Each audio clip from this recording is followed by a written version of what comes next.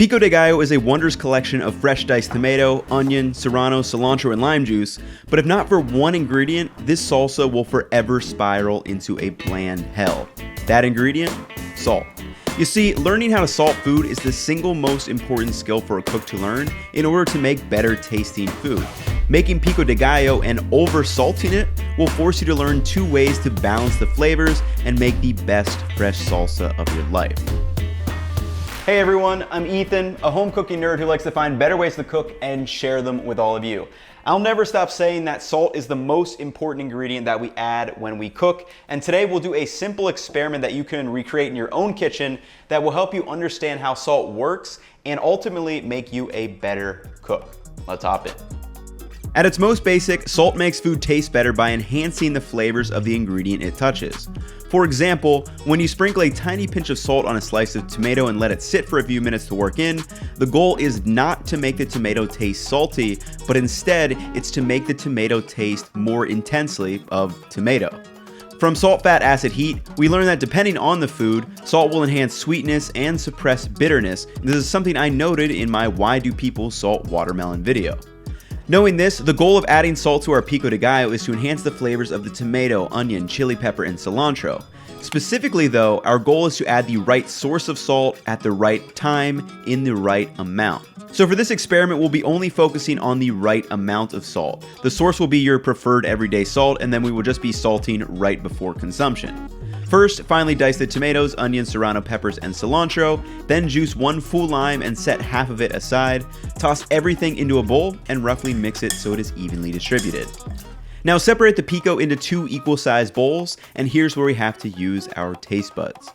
So right now, both salsa A and B are bland on this highly scientific flavor spectrum.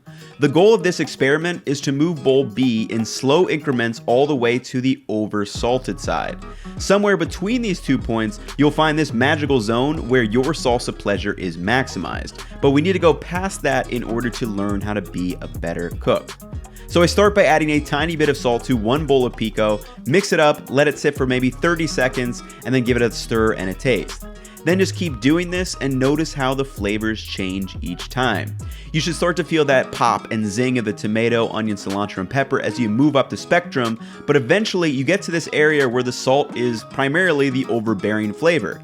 Once you get to this stage, go just a little bit farther until you get to a salty level where it's so salty that it kind of just stops tasting good. So right now we have reached the end of the spectrum with salsa B, but there's 2 ways to bring it back to that magical zone. Number 1 is dilute it with unseasoned salsa, and number 2 is balance with acid. Adding the unseasoned salsa will reduce the percentage of salt in the dish, whereas acid provides a contrast in flavor, which changes our perception of how salty the dish is because it's no longer the only dominant flavor. So start by adding some of the leftover unseasoned salsa to bring it back to that magical zone of salsa pleasure. And now when it's still a little bit salty, here's where you can come in with number 2, balance with acid. Add a little bit of the leftover lime juice, mix it, and taste again. And by learning and balancing these techniques, you become a master of pico and any other dish you apply these to.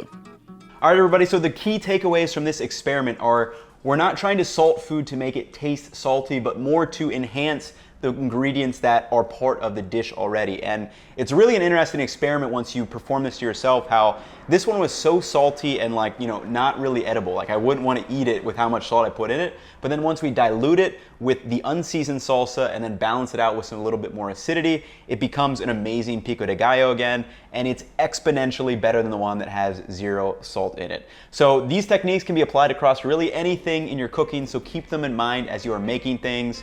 You can go make some pico de gallo, and I'll catch you all in the next one.